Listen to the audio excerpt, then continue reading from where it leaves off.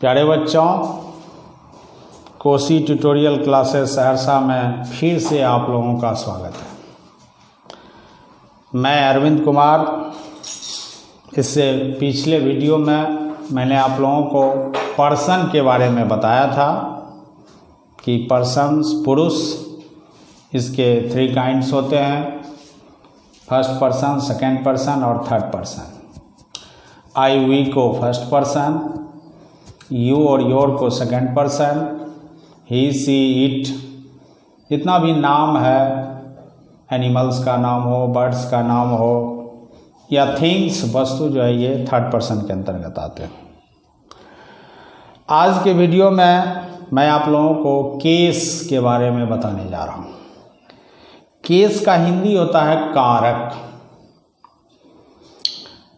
तो हिंदी में आप लोग पढ़े होंगे कारक के 8 भेद होते हैं, 8 काइंड्स होते हैं। लेकिन इंग्लिश ग्रामर में ग्रामरियन लोग ने केस को 4 भागों में ही बांटा है।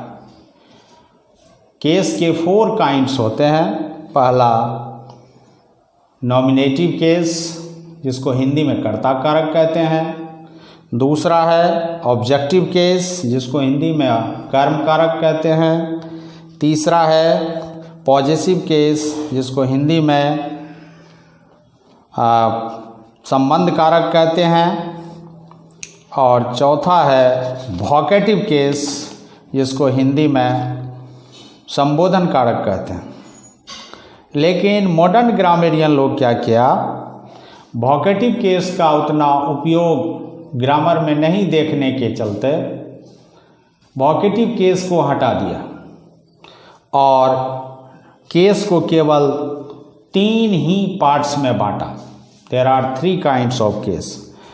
पहले 4 भाग में बांटा गया था, लेकिन अब इसको 3 ही भाग में बांटा गया। लेकिन हिंदी ग्रामर में, हिंदी व्याकरण में आप लोग पढ़े होंगे कि कारक के 8 भेद होते हैं। लेकिन इंग्लिश ग्रामर में केस के 3 ही भेद होते हैं। अब case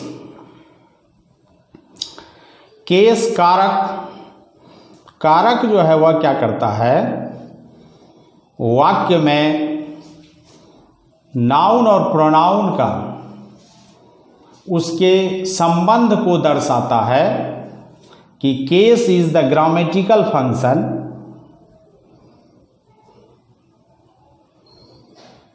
is the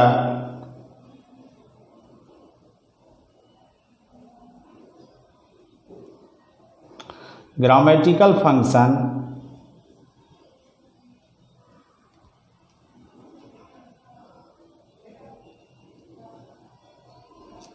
of a noun or pronoun। कारक जो है वह एक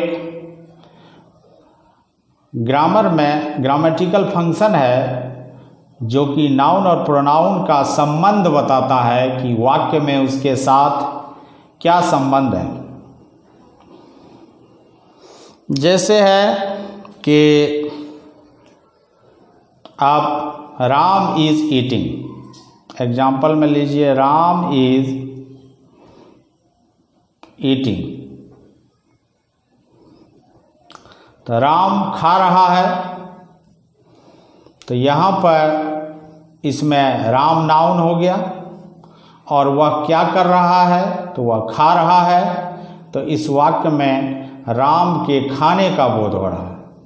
तो ग्रामर केस जो है वह एक ग्रामेटिकल फंक्शन है, जो नाउन और प्रोनाउन का इस ग्रामर में उसका कार्य बताता है कि उसका क्या काम है, नाउन और प्रोनाउन का। अब how many kinds of case.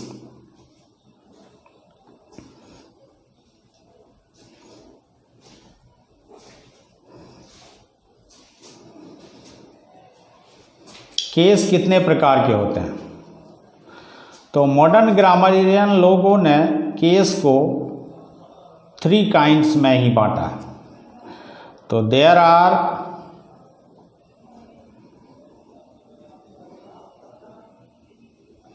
3 kinds of case। पहला नंबर में नॉमिनेटिव केस।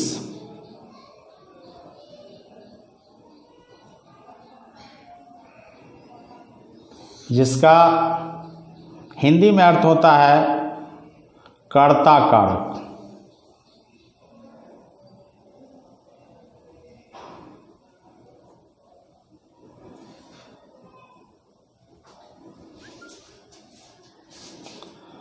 दूसरा है ऑब्जेक्टिव केस।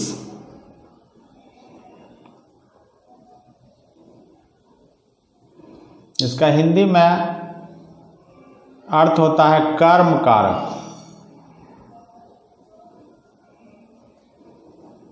और तीसरा है पॉजेसिव केस। जिसका हिंदी में अर्थ होता है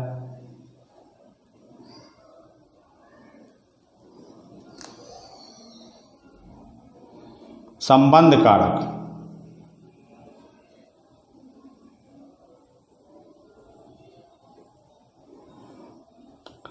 अब कर्ता कारक नॉमिनेटिव केस। कर्ता जो काम करता हो, जिसके काम करने का वाक्य में जो काम करने का जिसका बोध हो, तो वही क्या हो गया, नॉमिनेटिव केस के अंतर्गत आता है। तो अब सबसे पहले हम लोग नॉमिनेटिव केस के बारे में जानते हैं।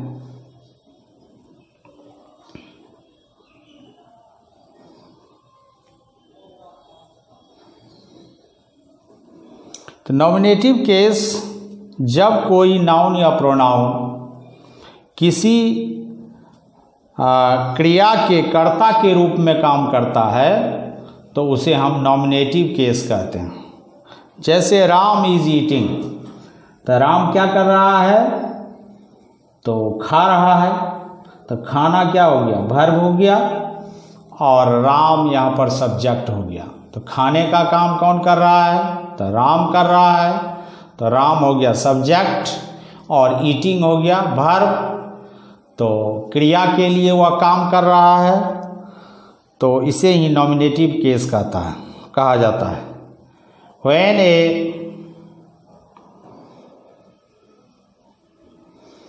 noun or pronoun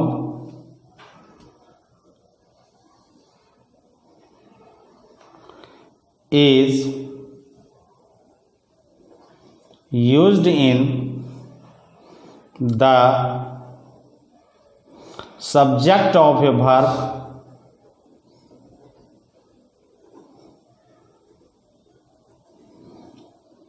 it is called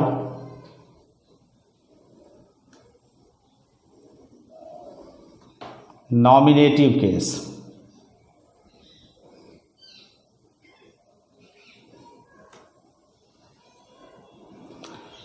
When a noun or pronoun is used in the subject of a verb, it is called nominative case। जब कोई नाउन संज्ञा या सर्वनाम का उपयोग क्रिया के कर्ता के रूप में हो, तो उसे ही हम कर्ता कारक कहते हैं, नॉमिनेटिव केस कहते हैं। अब एग्जाम्पल में ले लो बच्चे, जैसे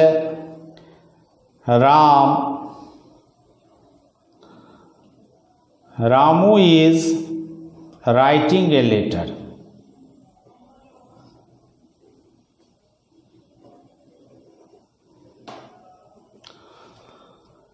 रामू क्या कर रहा है, पत्र लिखने का काम कर रहा है। तो यहाँ पर काम कौन कर रहा है, तो राम कर रहा है। और पत्र लिख रहा है, तो क्रिया के सब्जेक्ट के रूप में तो राम काम कर रहा है। तो राम इज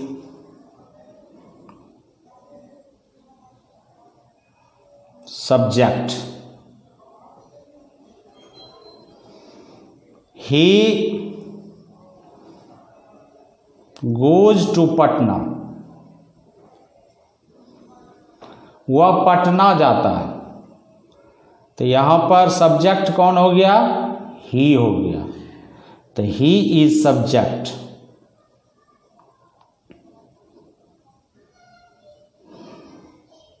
सब्जेक्ट मतलब कर्ता, नॉमिनेटिव केस। तो he is subject, so it is nominative case.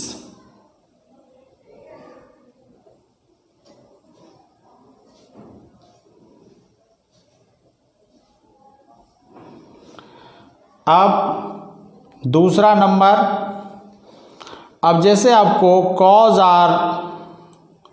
Cause it's grass, cause it grass, तो गाय जो है वह घास खाती है। ही रीड्स इन क्लास 4, वह वर्ग 4 में पढ़ता है। तो यहाँ पर काम कौन कर रहा है? गाय खा रही है, गाय, और वह वर्ग 4 में पढ़ता है। तो कॉज और ही जो है वह सब्जेक्ट का काम करता है, इसीलिए कॉज और ही जो है वह नॉमिनेटिव केस में है। बच्चे, जो वाक्य में सब्जेक्ट का काम करे, कर्ता का काम करे, वही नॉमिनेटिव केस में कहा जाता है उसको। अब ऑब्जेक्टिव केस,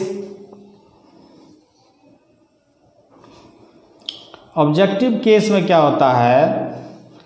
इसमें जब नाउन और प्रोनाउन वाक्य में उसके कर्म के रूप में काम करे, मतलब जिस पर काम का फल पड़ता हो। जैसे आई ईट ए मैंगो, तो मैं क्या करता हूँ? आम खाता हूँ। तो फल किस पर पड़ रहा है? आम पर पड़ रहा है, मैंगो पर पड़ रहा है। तो यहाँ पर जिस पर काम का फल पड़ता हो उसी को ही हम क्या कहते हैं? ऑब्जेक्ट कहते हैं, कर्म कहते हैं। तो व्हेन ए नाउन और pronoun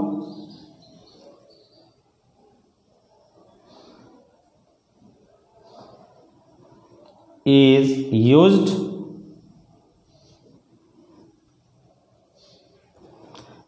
in the object, used in the object of a verb,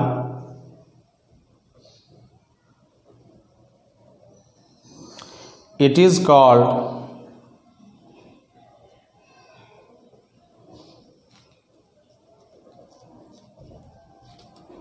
objective case.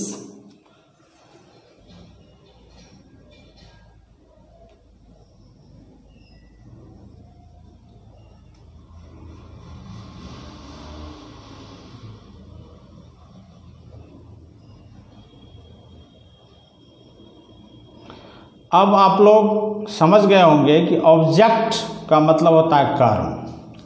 तो जब कोई संज्ञा या सर्वनाम का उपयोग वाक्य में उसके क्रिया के कर्म के रूप में किया जाए तो उसे ही हम ऑब्जेक्टिव केस कहते हैं। तो इससे पहले आप लोगों को एक एग्जाम्पल दिए थे कि Ram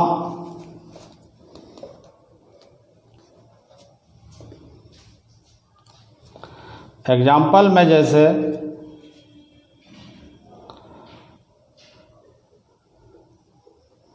Ram it's a mango, तो यहाँ पर राम क्या कर रहा है? आम खा रहा है। तो ये हो गया सब्जेक्ट, ये हो गया object.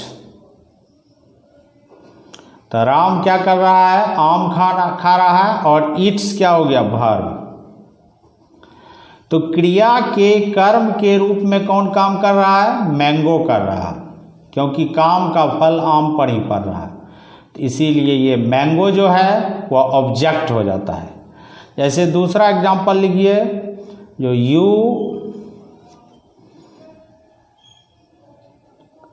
You are playing football.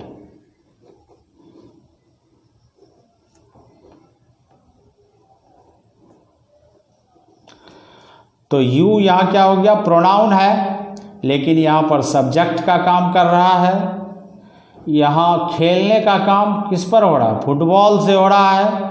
तो यह प्लेइंग, यहाँ प्लेइंग वर्ब हो गया, मेन वर्ब हो गया, ये एम भी, ये ऑब्जेक्ट का काम करता है, ये कर्म का काम करता है। तो ये क्या होता है, इसी को तब खेलने का काम किससे हो रहा है, फुटबॉल से हो रहा है, और तो यह क्रिया के कर्म के रूप में काम कर रहा है।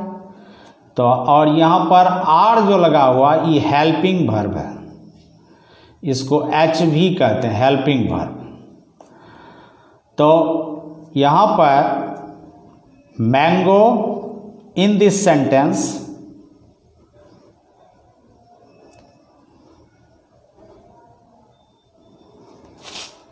Mango and football are objective case, are in objective case.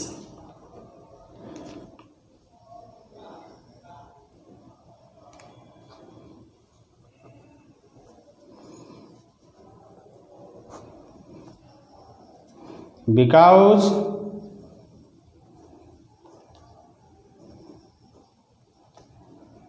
it works in object of verb।